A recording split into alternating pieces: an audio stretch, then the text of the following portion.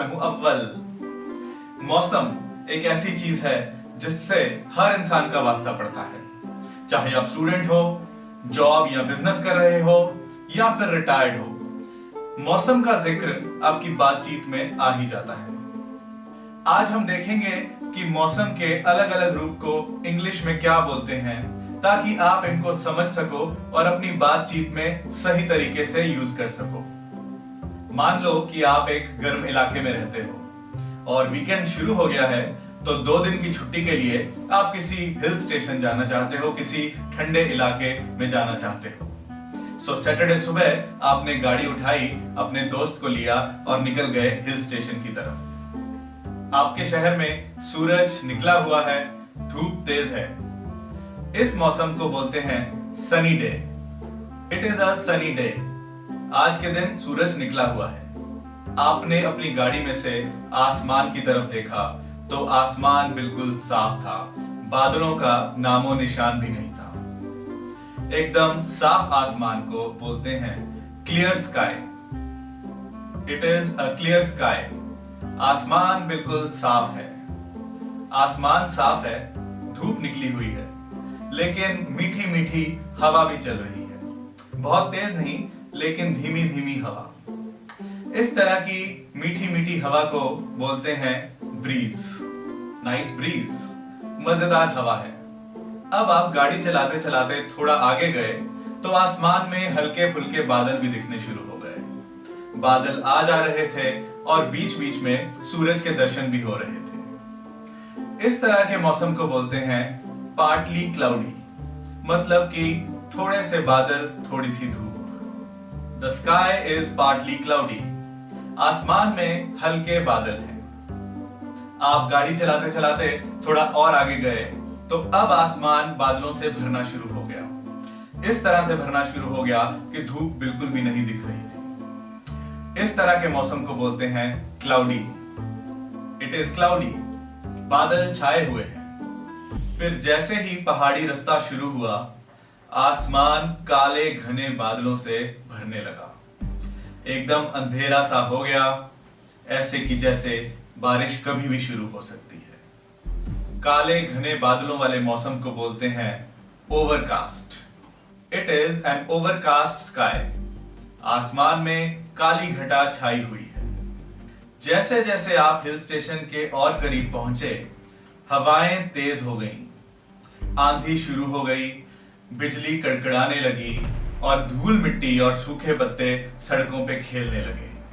आंधी इतनी तेज थी कि आपको अपनी कार के शीशे बंद करने पड़े।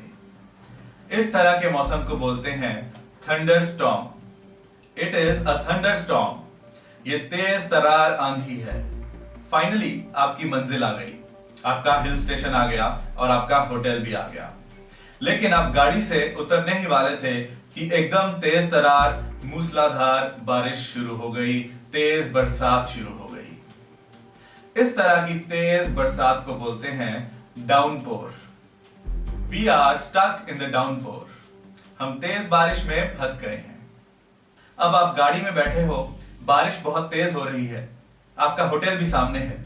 आपने सोचा कि पिछली सीट से अम्ब्रेला निकाल के, छाता निकाल के फटाफट से होटल में भाग लेते हैं, सामान बाद में आता रहेगा। आपने और आपके दोस्त ने छाता पकड़ा और होटल की तरफ भागने के लिए गाड़ी का दरवाजा खोला।